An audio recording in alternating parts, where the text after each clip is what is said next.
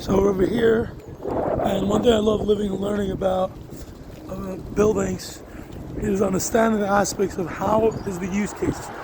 What is the best way to make the use case? How is an apartment building? How is it that you have to understand that if you can raise rents a few $100s, then the banks will give you basically every $100 that you can raise rents.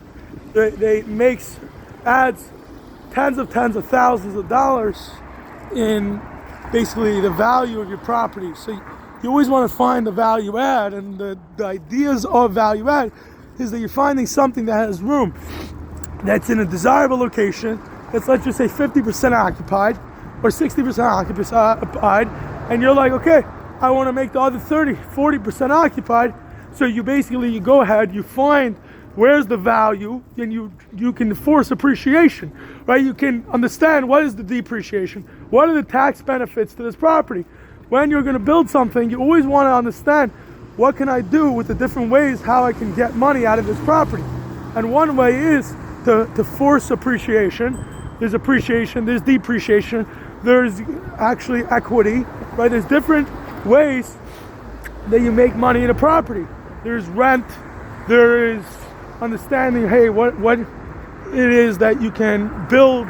Maybe you can build something over there that wasn't there already, and you add a house, you add a building, you have maybe add RV pads, right? You buy an RV park with 50 pads, but it has many acres of land, and a lot of times they sell you on, they say in the packet or in the package that you're looking at, they say you can build X, Y, and Z. But you should make sure you buy it based on what it is today. What it is today. Don't you buy based on, hey, what can I make today? How much money can I make money right now? What is my cost? What are my profits and expenses? But today, right now, with what I'm buying, you should buy based on what is ready making, and then you want to be able to find how can you add value or build more pads or more storage complexes or maybe more mobile homes. Or you take an apartment building that I look for all the time. You look for a building that already is built.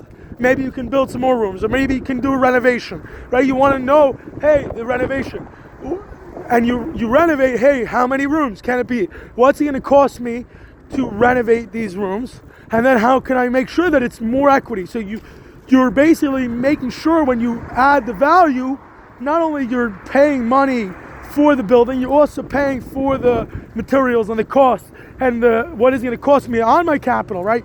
You're also figuring out with the differences of, hey, I have this amount of spaces or pads, and I buy a 50 or 70 unit pad RV park, and then I'm like, hey, I want to put in 20, 30, 40, and that's why you're buying. You're buying it because you want to add value. You want to force depreciation, or you want the equity. You have to figure out, what is my reasons of buying this purchase? Is it an emotional purchase? You should have it to be based on knowledge of what it can make.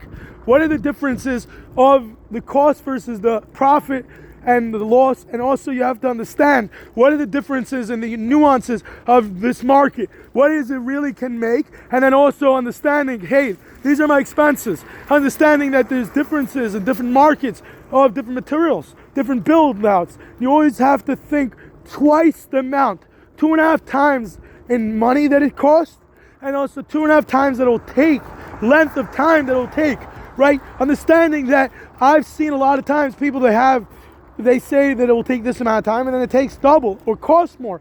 So you have to understand all these things that goes into what is it going to cost me for all the different things, and actually having the people, having the contractors, having the material, having the electricians, the HVAC people, understanding the differences of all the different subcontractors it takes to build it.